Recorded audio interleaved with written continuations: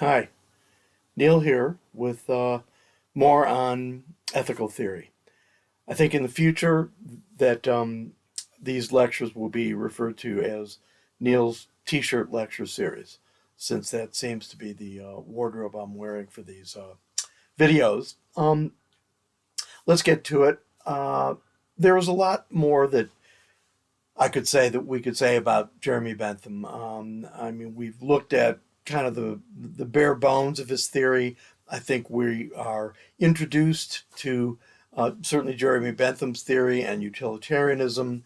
There's a bunch more, but I don't. I think we've done as much as we can do, and I'm happy with it if you get what we've been talking about.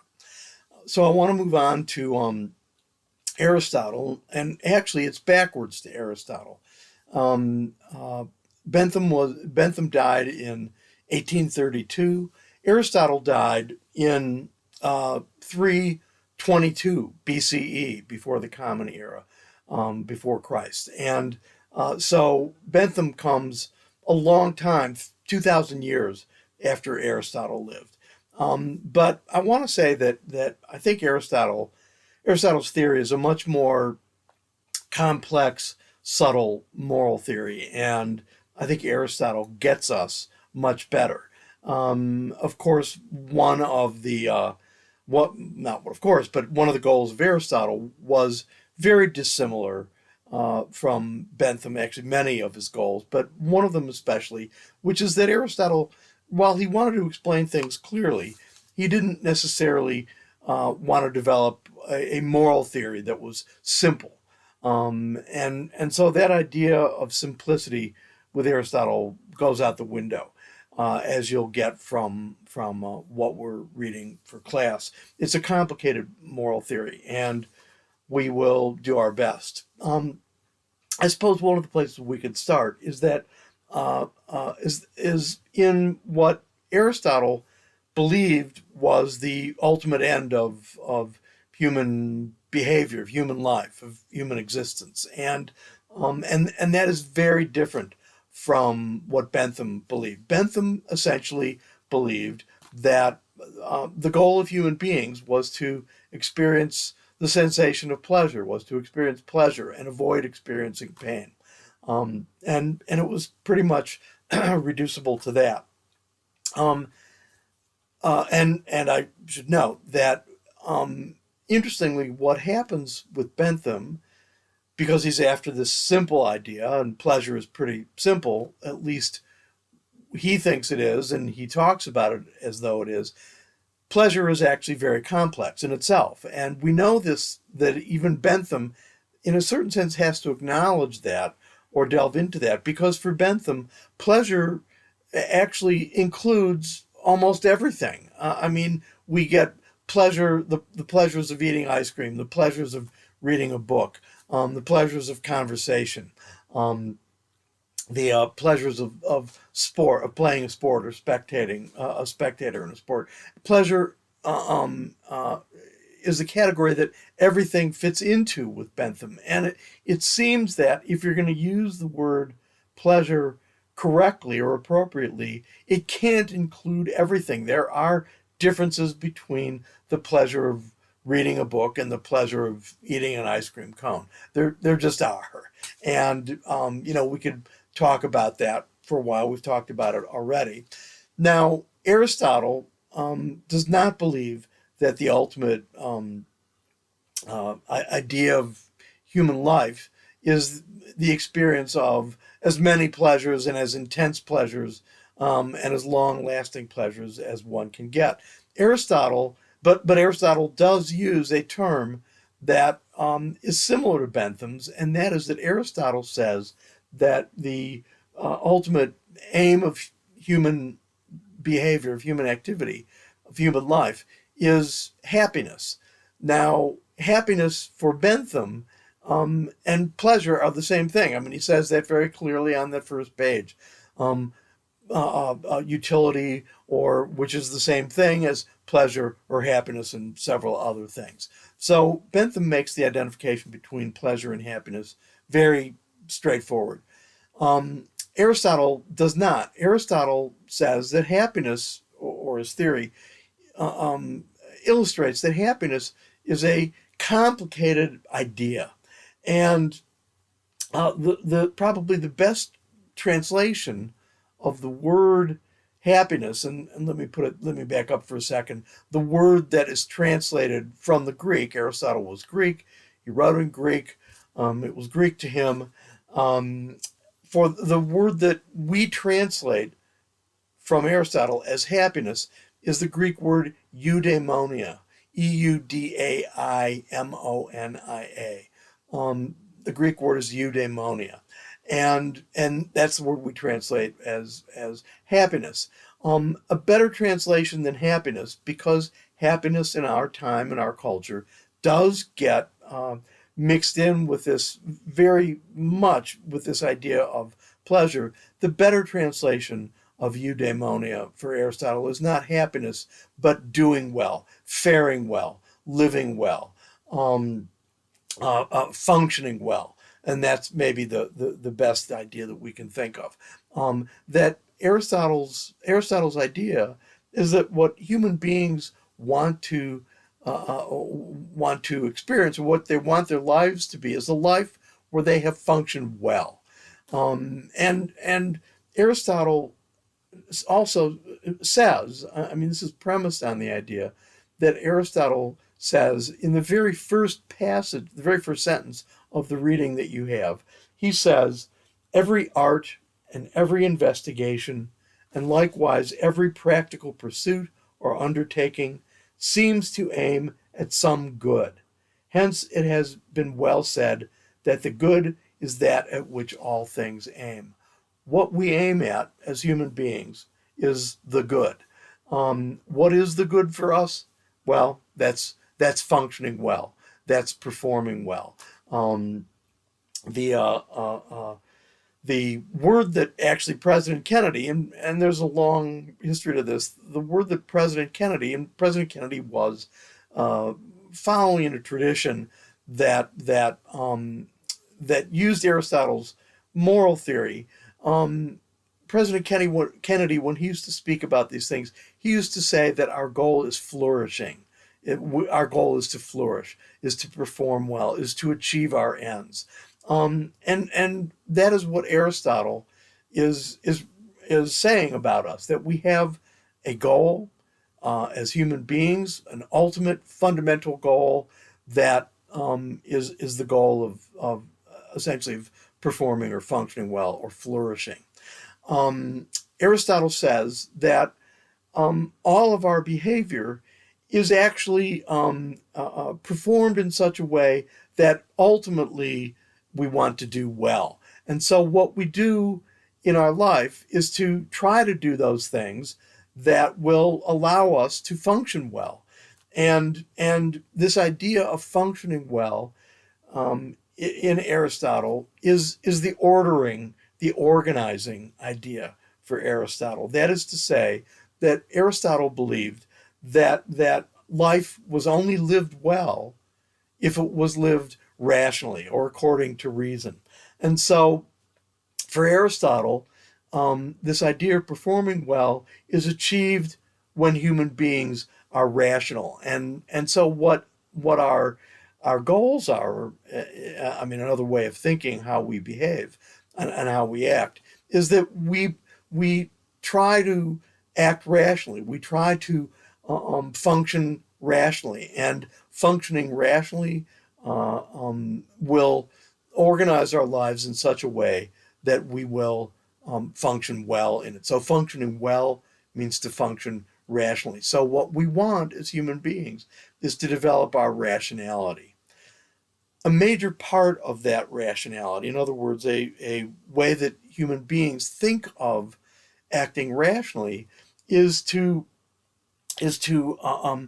train ourselves, or to feel the right thing, to feel the right emotions and the right feelings at the right time and in the right way. So for Aristotle, and let me actually back up just a bit here. For Bentham, the idea of a human life was to feel was to feel a certain thing, was to have a certain kind of sensation. For Aristotle, the idea of of a human life is to feel the right thing, is to feel the rational thing. I mean, that's what I that's what Aristotle is really saying. It's not to have emotion as much as it is to have the right emotion, and the right emotion is the rational emotion. It's the emotion that fits in the context. It's the emotion that we place or put in some overall context or whole. And the way we do that is by thinking. What Aristotle aims at, in other words, is not emotion but reason, not human emotion but human reason.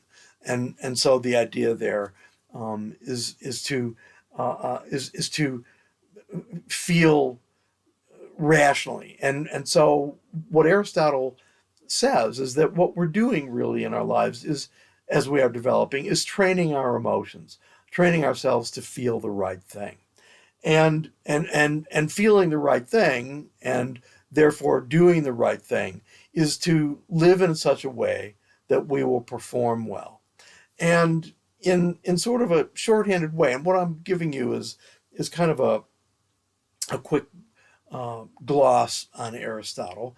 But for Aristotle to say that the idea is to feel the right thing, to feel the rational, the reasonable emotion, you can think of it in this way. It's not that we want to feel pleasure, according to Aristotle, it's that we want to feel pleasure at the right time and in the right way and in the right circumstances and in the right situation. So, I mean, you can think of it this way. Bentham, for Bentham is to feel the most pleasure that you can, apparently at any given time. And what that might imply, if we want to critique Bentham in this way, is that you're at a funeral and Bentham is here saying, feel pleasure, feel pleasure. So you think of something that's pleasurable, and you start giggling during the funeral. Why are you giggling? Because you think of a funny joke that makes you feel pleasure, and you start laughing.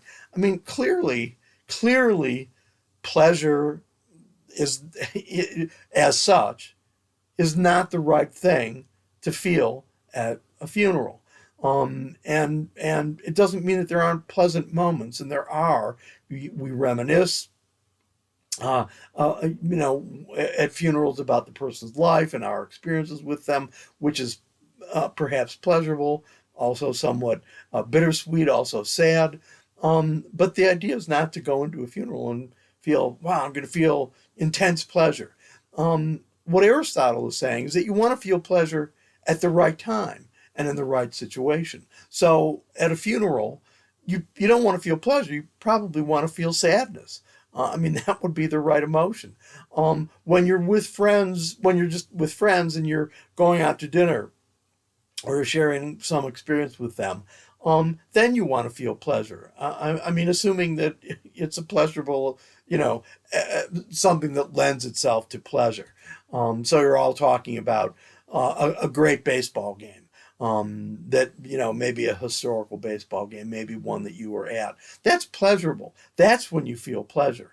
Um, so Aristotle's idea here is that we want to feel the right thing at the right time.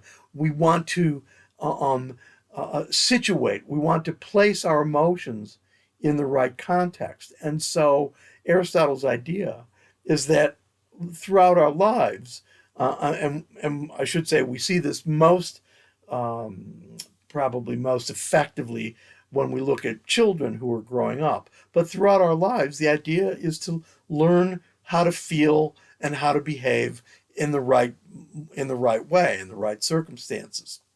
So, I mean, we can take this other experience. I mean, so look at it this way. What we're learning as children is how to feel the right thing at the right time and in the right situation. And children don't feel the right thing at the right time in the right situation. Think of this example. You have a, um, you have maybe an 8-year-old or a 5-year-old boy, and you're downstairs doing something, and you hear your 5-year-old upstairs crying, and you go up to see what your 5-year-old is crying about, and you ask your child, what's wrong, what's upsetting you, and the child says, I want my green shirt, and I can't find it. I want my green shirt, and the child cries, and if you're the parent, let's assume, you say to your child, look, your green shirt is dirty. It's in the wash. Wear this nice orange shirt. That looks really good on you. Here, let's put it on. And the child, I mean, maybe not immediately, but the child clears up, puts the orange shirt on, and is happy. And as we grow up, we learn that the color of your shirt is not that terribly important to get upset about. So, our 5-year-old child is crying upstairs. Imagine that you're downstairs, and I'm afraid to say this would probably be a man who did this, a husband of some sort, and you hear your husband upstairs crying, and you panic. You go upstairs, and you think, you say to your husband, "What's wrong?" And your husband says, "I want my green shirt and I can't find it. I don't know where it is." I mean, you would probably say, if this were an adult, or you're assuming that your husband is an adult, you would probably say, have you taken your medication today, or is something wrong here? I mean, it would just not be the right thing for an adult to cry over the color of the shirt. And so Aristotle, I mean, what Aristotle is saying here is that we learn how to feel the right things at the right times for the right reasons. We don't feel the same thing as an adult that we do as a child. And that development is a key part of our moral development. If you're crying or getting upset over the wrong thing at the wrong time, you're probably not functioning very well. So let's say that you have an exam to study for, and you're in college or graduate school or something like that. You have an exam to study for, and you're all upset because your green shirt is dirty and it won't be ready for I don't know, for the exam tomorrow, something like that. I mean, if you're imbalanced, if your emotions are imbalanced and out of whack, as it were, if you haven't trained them, if they haven't been trained, and rationalized, made to fit in the right way at the right time for the right reasons, you will not perform well. And so you flunk the exam, likely because you're upset about the shirt you're wearing. So what Aristotle is saying is that it's not emotion that drives our lives, it's reason. And we could say that it's rationalized emotion, but that is a big difference from what Bentham was talking about with his idea of pleasures. We don't want the most pleasure. We want pleasure at the right time for the right reasons and in the right way. So Aristotle, has a very much different moral theory overall as from Bentham, and one of the ways of thinking about Aristotle's moral theory, I mean, backing off from the trees, I mean, looking at the forest, looking at it as a whole, one of the ways of thinking about Aristotle's moral theory is that for Aristotle, the fundamental idea of and it's sort of a poetic idea. I'm kind of saying this poetically. It's not my phrase, unfortunately, but Aristotle's idea of a human life is that human beings who are good have mastered the art of living. They have learned to live well.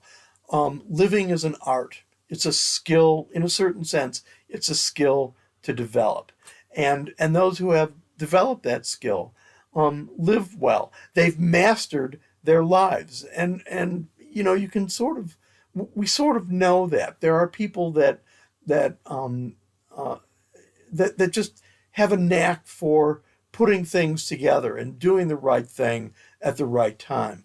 Um, and and so they've mastered that the art of living, and and I think we can see that we probably could pick out people in our lives who just have a way of dealing with things. And I want to point out, it's not that people who have mastered the art of living have not experienced bad things or have not had a lot of experience. It's that they know how to deal with their experiences. They know how to place them in the proper context. And I want to say, in a sense, move on. Doesn't mean that they move on the same as they were before something happened, but they move on learning from that thing. And so it's become a part of them. We can look at this in a way, and we can think about these things and with a bunch of emotions, and looking at emotions, and so Aristotle, for instance, is not saying it's wrong to feel anger. It's wrong to get angry. It's not wrong to get angry necessarily. For Aristotle, sometimes it's appropriate to get anger, and it's appropriate to get angry. But it's also frequently inappropriate to get angry, and the idea there is learning when it's appropriate and when it's not appropriate. If someone insults you, it's probably appropriate to get agitated or angry in some form. It's probably not appropriate to punch them in the face. It's probably also not appropriate. I mean, it may not be appropriate. This is arguable, but it may not be appropriate to just ignore it. It may be something that you have to respond to, that you should be irritated or angry at, and you wanna figure out when those times are and how to deal with them. And so, and there are other emotions. So, for instance, Aristotle um, talks about confidence. When is it? How do we use confidence? When is it the right time to be confident? And Aristotle is going to say that when we are confident, or we're confident in a dangerous situation, we're courageous. We face down a danger. But we're not reckless. We don't go doing something or trying to do something that we can't possibly do in order to achieve some end. We do what we can.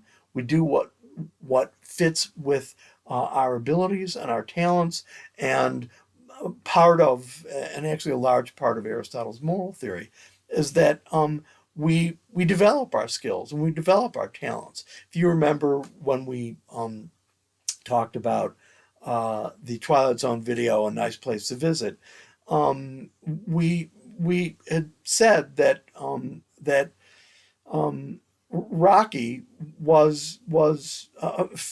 felt felt the wrong emotions at the wrong time.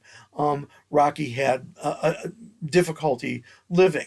What Aristotle and he didn't know how to function well, and Aristotle is saying that is the goal: to function well, to function rationally, and not to feel um, uh, emotions that are in this sense extreme. In fact, one of the ideas that Aristotle has is called the golden mean, or the the mean between extremes. Aristotle says that the right action is a means or an average between extremes of feeling too much and extremes of feeling too little, given the situation. What we want is sort of the Goldilocks idea. We want to feel the right emotion at the right time, and for the right reason. So for Aristotle, people who learn these skills, essentially the skill of living, they are masters at the art of living. They have mastered themselves. They've mastered life. It's not just that they It's not that they don't experience bad things, it's that they know how to deal with the bad things they do experience. And they know, for that matter, the proper place to put good things that happen. So, the goal of our lives is to actually, in this sense, become rational. And rationality, in the sense, means how to order our lives, how to order our feelings and organize, and how to organize our actions. The person that does that well lives well, fares well, does well. Um, so our overall goal is functioning well. I'm going to stop here and see where we are, see where I am, and you'll have some assignment. So I will be talking to you soon again.